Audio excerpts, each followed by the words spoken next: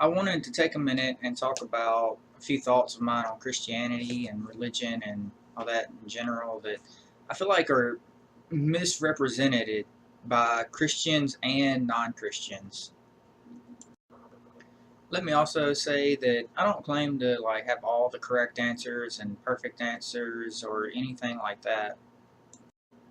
I do claim, however, to have Christ, and that my thought is that to get to a perfect heaven, you would need to be perfect, because if you're not perfect, if people aren't perfect, it's no longer going to make heaven perfect. So it would just not be a perfect place that you would even want to go to. So if you have to be perfect to get into a perfect heaven, all of humankind is doomed, is disqualified. Essentially, this dooms all of mankind to an eternal death because we just suck. Quick little side note, I kind of find it funny that nobody really questions this. We tend to universally agree that mankind sucks, that as a whole, we're just not good. Yeah, there's good people, and people do good things, but even individually, if you look at yourself, you might consider yourself good, but deep down you know that you're not a perfect person. So really the only hope that we have of getting into a perfect heaven is if God intervenes and makes us perfect, enabling us to get in. Now, I say God from a Christian perspective, but if you're talking about somebody making you perfect so that you can get into a perfect heaven, something would have to make that happen, and whoever that is should be considered a god, and therefore from a Christian perspective it is the God. So now if we're talking about God essentially wiping everyone's slate clean and making us perfect to get into heaven, then it kind of brings up a few questions, like who does he do this for? Is there some criteria that needs to be met for him to do it for you? Does he just do it for everybody? Is it fair? All these questions that would just bring up. So three things I want to look at that I think pretty much covers all of those questions is: one, can he do this for everybody? Or should he or will he do this for everyone ever their slate being wiped clean and getting into heaven? Two, if not, if he only does it for a certain few, then what criteria should be met? If he's only going to do it for a few people, then there has to be some criteria to be met for him to be able to do it for certain people and not other people. And then third thing is a question of fairness. How fair would either one of these other two options be, or just not doing it for anybody? So kind of this third thing being a question of fairness.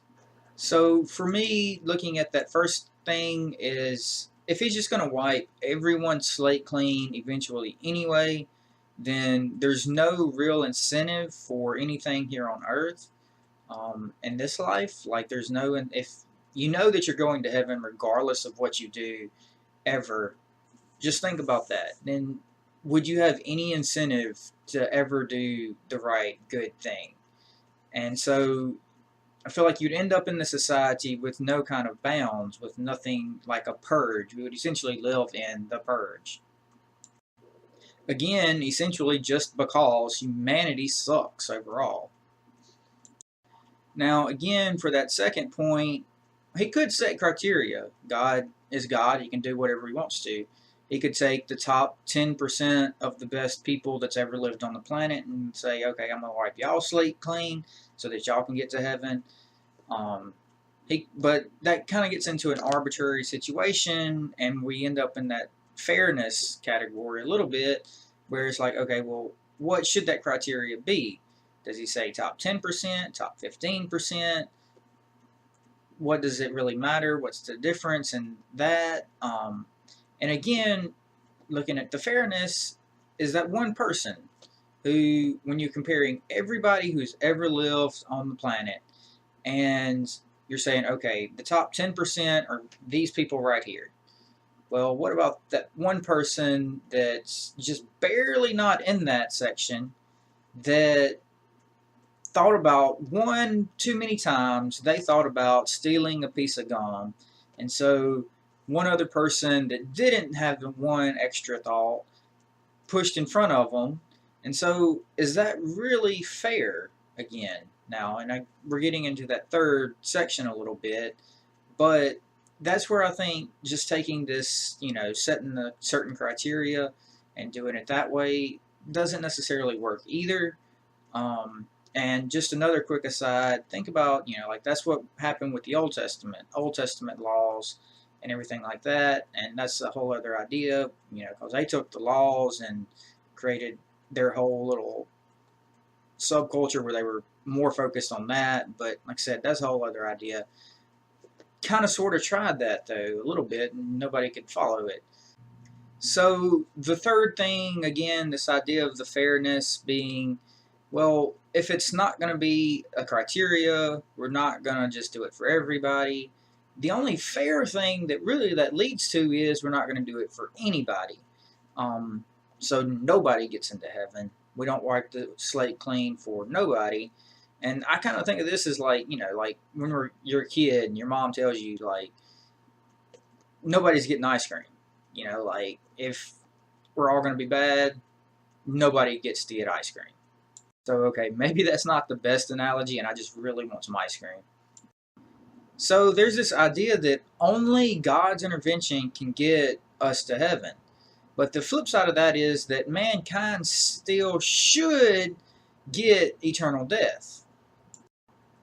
The solution to this is in Christ, and Him being perfectly God, He has the power to change us and make us perfect. But also being perfect man, His death covers the death for all mankind.